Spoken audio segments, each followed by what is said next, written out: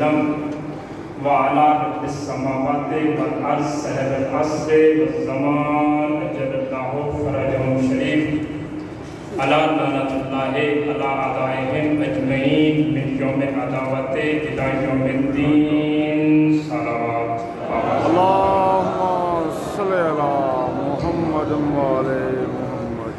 أما بعد فقد قال الله تعالى في القرآن المجيد والفرقان الحميد بسم الله الرحمن الرحيم فلا أقسم برب المشارق والمغارب إنا لقادرون صلوات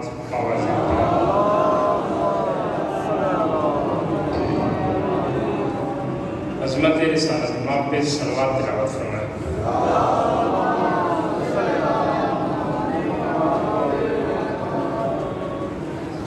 صادق آل محمد ارشاد فرماتے ہیں ذات کبریا نے ابراہیم خلیل اللہ کو اس لیے جامع ملت پہنایا کہ وہ ہماری ذات اقدس پہ کثرت سے صلوات بھیجا کرتے تھے.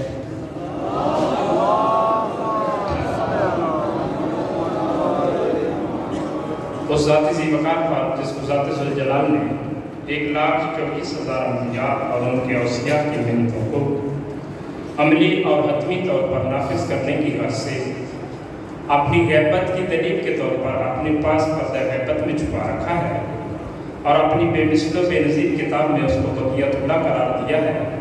بقیت اللہ کی عظمت اور اپنی بقا کے لیے صلوات تلاوت فرمائیں.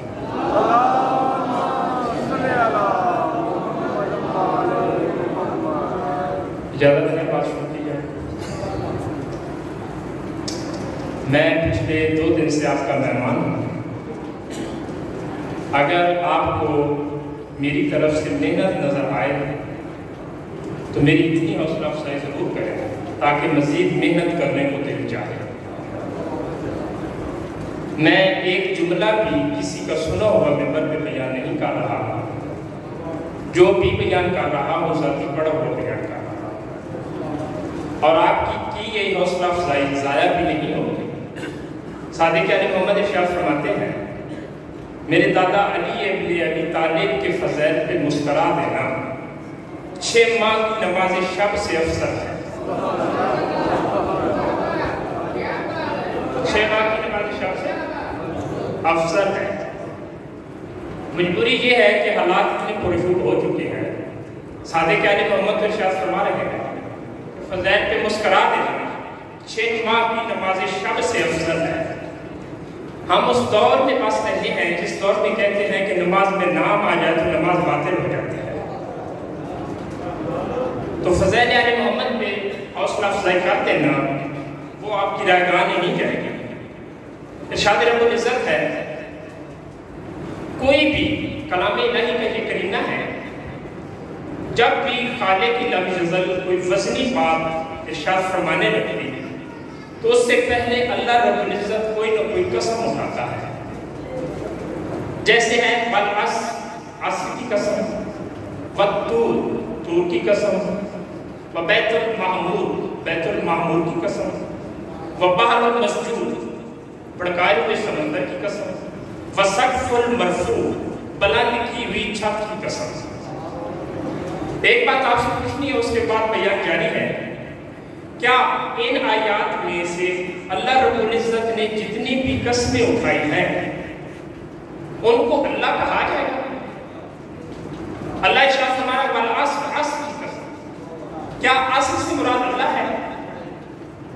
اللہ جس کی قسم اٹھا رہا ہے والعصر کیا عصر سے مراد اللہ ہے؟ والطور طور کی قسم کیا طور سے مراد اللہ ہے؟ وبیت المعمور بیت المعمور کی قسم کیا بیت المعمور سے مراد اللہ ہے؟ وسقف المرفوع بلند چھت کی قسم کیا بلند چھت سے مراد اللہ ہے؟ بس یہ کرینہ ذہن میں رکھیے گا. موضوع سخن آیات کا ترجمہ کرنے لگا ہوں. اگر آپ بیدار ہوئے تو انشاءاللہ و انشاء علی ابن ابی طالب تا وقت محشر آپ کھڑے ہو کر داد دیتے رہیں تو داد کم ہے اور میرا جملہ بھاری ہوگا.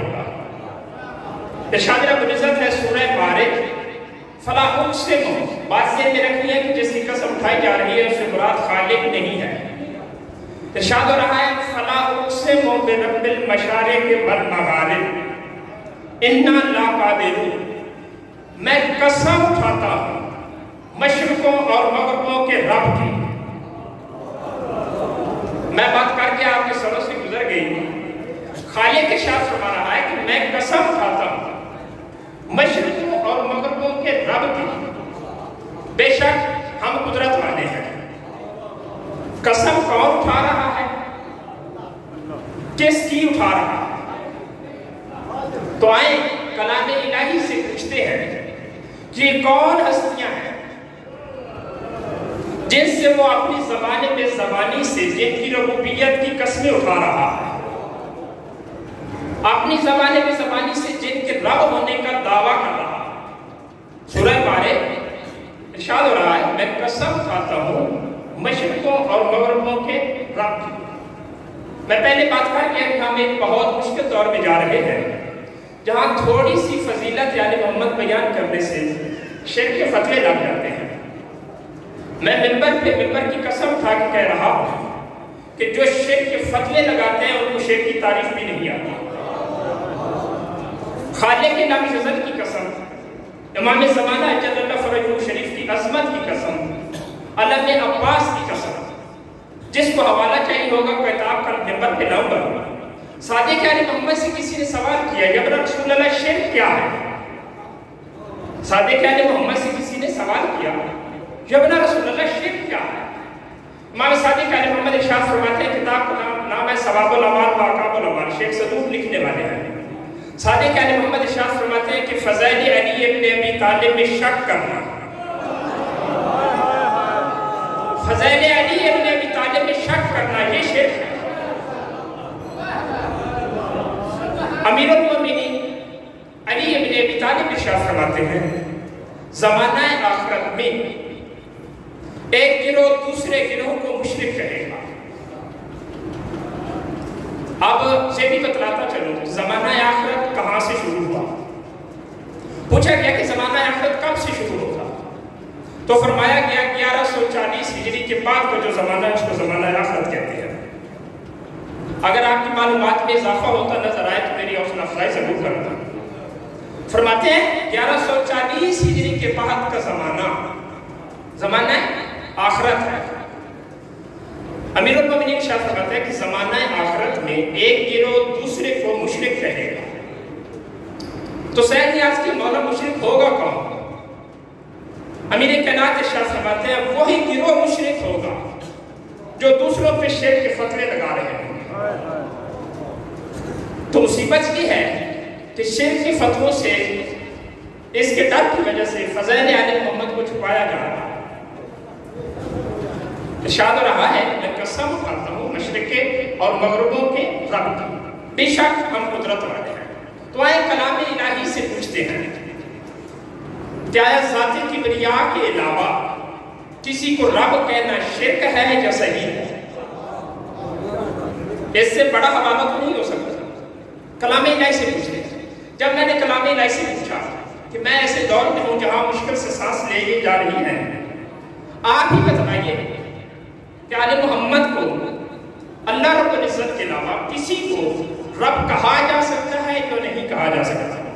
تو ارشاد ہوا تم نے سورہ بنی اسرائیل نہیں پڑھی؟ دن رات کہتے ہو رب ارحمہما کما ربیانی صغیرا. اے خالق لم یزل ان دو پر اسی طرح رحم فرما جس طرح انہوں نے بچپن میں میری ربوبیت کی. میں نے کہا یہ آیت تو ہر ایک کی گوش گزار ہے، اگر اس کو تسلیم کرتے تو پھر ٹینشن ہی کیا تھی، پھر مسئلہ ہی نہیں تھا. تو ارشاد ہو رہا ہے کہ سورہ یوسف کی تلاوت کرتے ہیں. جب میں نے سورہ یوسف کی تلاوت کی تو جب جناب زلیخا نے دعوت مسیحیت دی تو یوسف علیہ السلام ارشاد فرما رہے ہیں انہ ربی آسنا مسوا. عزیز مصر کی طرف اشارہ ہے. یوسف نبی ارشاد فرما رہے ہیں وہ میرا رب ہے، اس نے بہتر طریقے سے میری پرورش کی ہے. اللہ کا نبی کافر کو رب کہہ رہا ہے. اللہ نے یوسف نبی کے جملوں کو کلام کی زینت بنا دیا. پھر ارشاد ہو رہا ہے جب یوسف علیہ السلام قید خانہ میں تھے، ان کے ایک ساتھی جب قید سے رہا ہونے لگا، ان دو ساتھیوں نے خواب دیکھا تھا۔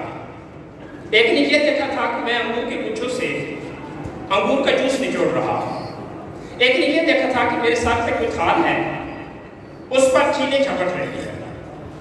تو یوسف نبی ارشاد فرماتے ہیں کہ جس نے یہ دیکھا ہے کہ اس کے سر میں تال ہے، اس کو سولی چڑھا دیا جائے۔ جس نے انگوروں کو نچوڑتے دیکھا ہے، وہ عنقریب عزیز مصر کا غلام بنے گا۔ بات سمجھ آ رہی ہے؟ خاموشی ایسے چھا گئی ہے جیسے میں جنگل میں پڑھ رہا ہوں۔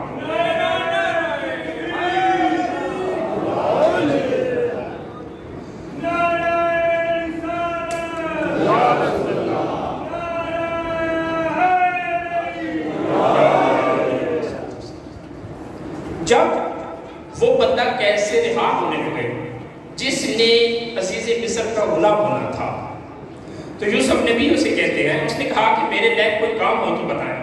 تو یوسف نبی کہتے ہیں اذکرنی عند ربک، میں رب کی تشریح بتا رہا ہوں کہ اللہ کے علاوہ کسی کو رب کہا جا سکتا ہے کہ نہیں۔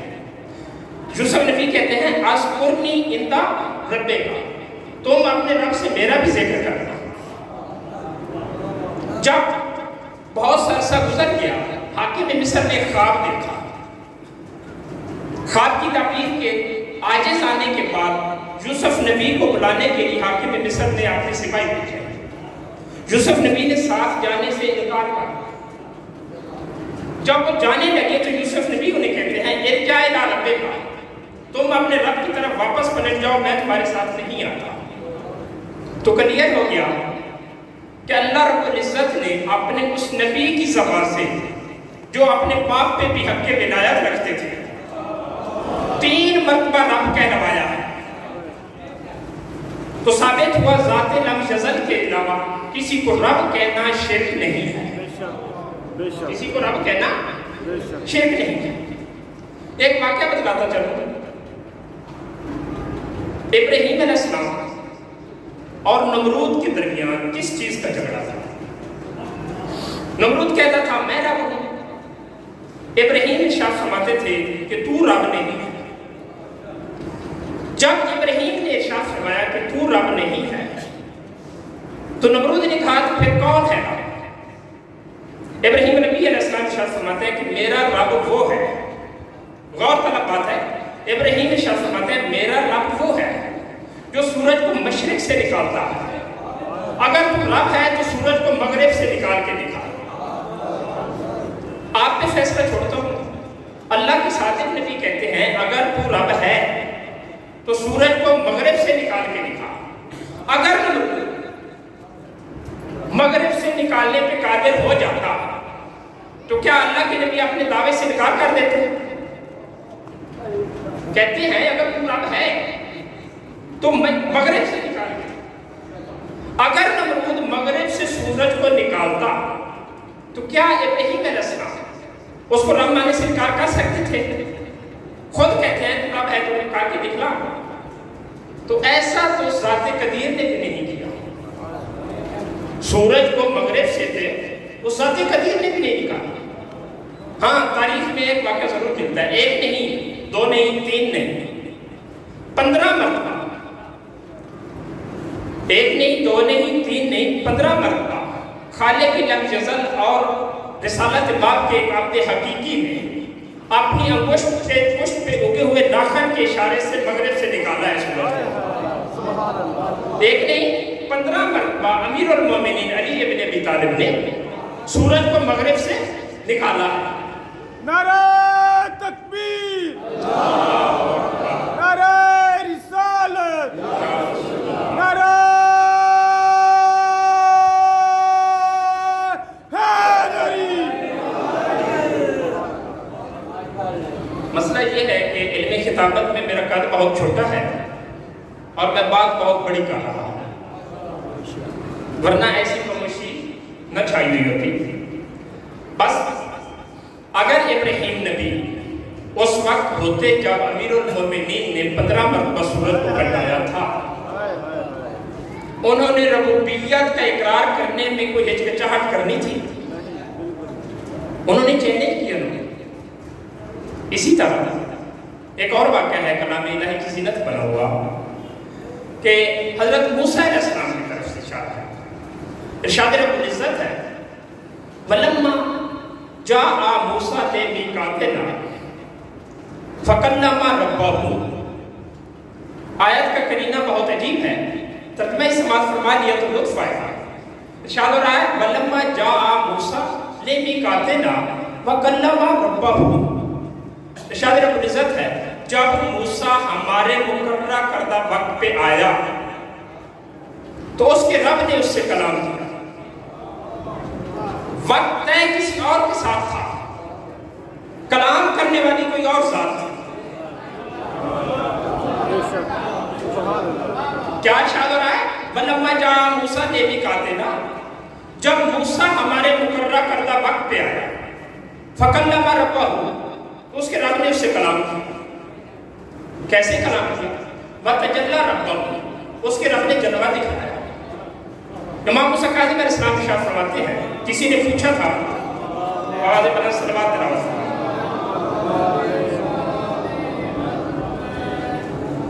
کسی نے پوچھا تھا یا مولا موسیٰ نے دعویٰ کیا تھا کہ میں ذات کبریا کو کہا تھا کہ میں آپ کو دیکھنا چاہتا ہوں. موسیٰ نے کس کو دیکھا؟ کتاب کا نام ہے القطرہ من البحار. خطابت میں کہا چھوٹا ہے اس لیے حوالہ دینے جا رہا ہوں. کتاب کا نام ہے القطرہ من البحار. امام موسیٰ کاظم علیہ السلام ارشاد فرماتے ہیں جب موسیٰ نے اللہ سے کہا کہ میں آپ کو دیکھنا چاہتا ہوں تو اللہ نے ہمارے سابقہ شیعوں میں سے ایک شیعہ سے کہا تھا اپنے چہرے سے نقاب ہٹا.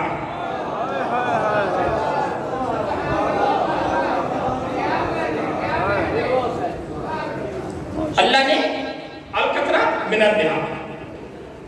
معصوم ارشاد فرماتے ہیں کہ اللہ تعالیٰ نے ہمارے گروہ شیعوں میں سے ایک شیعہ سے کہا تھا کہ اپنے چہرے سے نقاب ہٹا.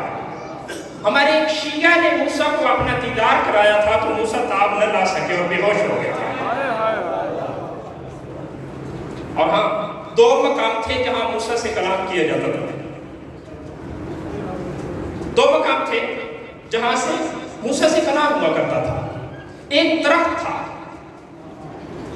ایک درخت سے آواز آیا کرتی تھی، اور ایک آگ تھی اس سے آواز آیا کرتی تھی. جس درخت سے آواز آیا کرتی تھی اس درخت کو شجرۃ النداء کہتے تھے. کتاب ممبر میں پڑھی ہے کسی کو شک گزرے تو اٹھ کے دیکھ سکتا ہے، مزید میں کچھ کہہ نہیں سکتا. مولا علی علیہ السلام ارشاد فرماتے ہیں انا شجرۃ النداء، انا مکلم موسیٰ، موسیٰ سے کلام کرنے والا میں. مفاتیح الجنان پڑھنے والے بھی جانتے ہیں زیارت امیر المومنین میں جملے ہے السلام علیکہ یا شجرۃ النداء، اے وہ درخت جس سے آواز آیا کرتی تھی ہمارا سلام. سورہ نمل میں اس آگ کا اشارہ ہے. دوسرا مقام کون سا ہے؟ دوسرا مقام ایک آگ تھی جس سے آواز آیا کرتی تھی. سورہ نمل میں اس آگ کا اشارہ ہے جہاں سے آواز آیا کرتی تھی. ارشاد ہوتا ہے فَلَمَّا جَاءَهَا نُودِيَ أَن بُورِكَ مَن فِي النَّارِ وَمَنْ حَوْلَهَا. ارشاد ہوتا ہے کہ جب موسیٰ وقت پہ آئے تو اس کو آواز دی. کیا آواز تھی؟ جو آگ میں ہے اور جو اس کے ارد گرد ہے اس کو برکت دیا گیا ہے. تو اگر آگ سے آواز اس ذات کبریا کی تھی تو اللہ کس کی برکت کا محتاج تھا؟ اگر آگ سے آواز اس ذات کبریا کی تھی تو اللہ کس کی برکت کا محتاج تھا کہ جو آگ میں ہے جو اس کے ارد گرد ہے اس کو برکت دیا گیا ہے. صادق اہل محمد سے ابا وسیل پوچھتے ہیں یبرا رسول اللہ، قرآن میں جہاں بجا لفظ رب کا جو اظہار ہوا ہے اس سے مراد کیا ہے؟ کتاب ممبر پہ موجود ہے. یہ بھی جو عبارت پڑھنے لگا ہوں کتاب ممبر پہ موجود ہے.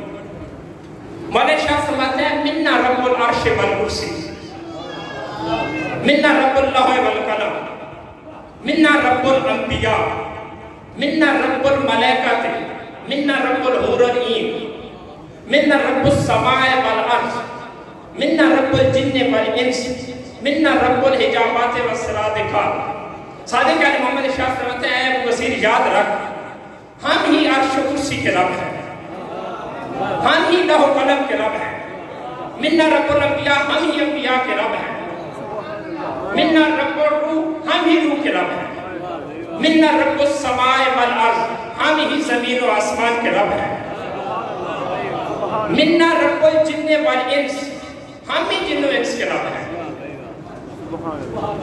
افسوس ہوتا ہے ان لوگوں پہ جو تھوڑے سی فضیلت آل محمد برداشت نہیں کر سکتے بلکہ فتوے لگانے شروع کر دیتے ہیں۔ صلوات پڑھیں بآواز بلند۔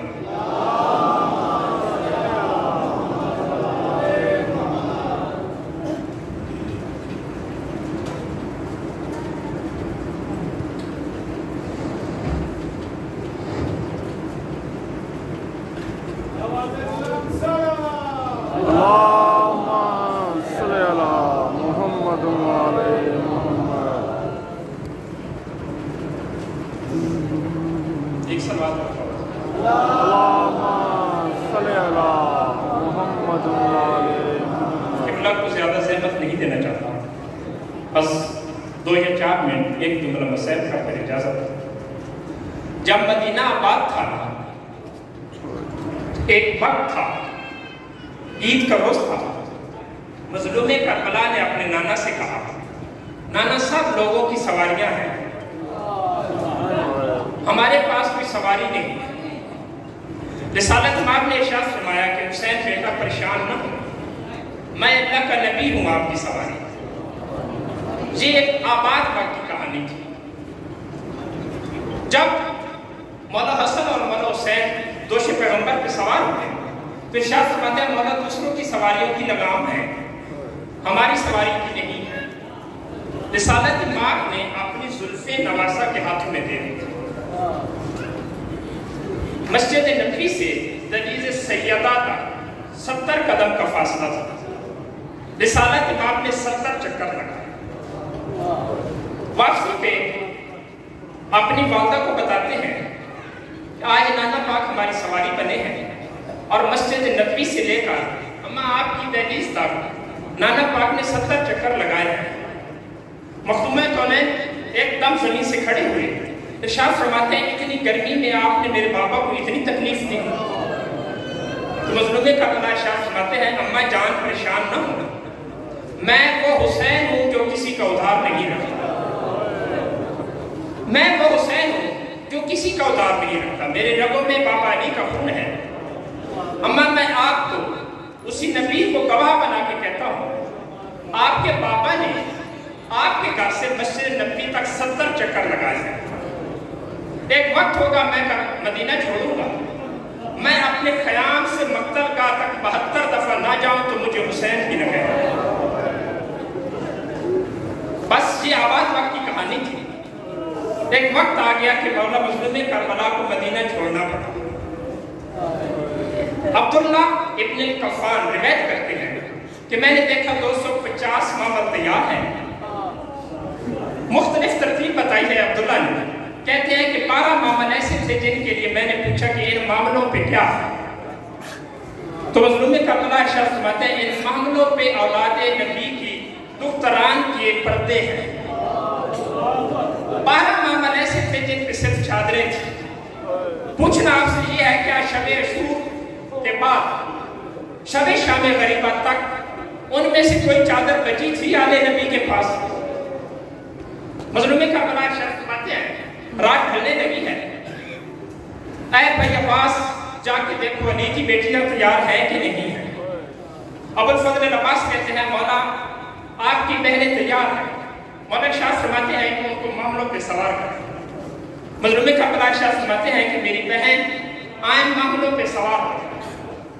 بی بی نے ایک قدم گھر سے باہر رکھنے کا ارادہ کیا۔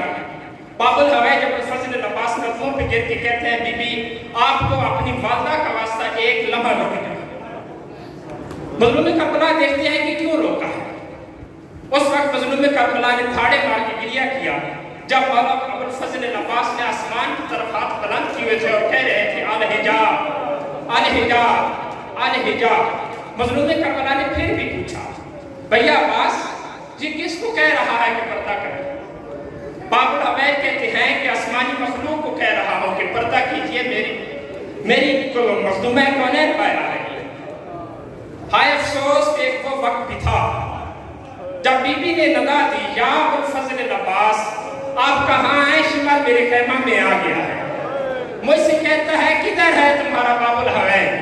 مجھ سے کہتا ہے کدھر ہے تمہارا پردہ عباس؟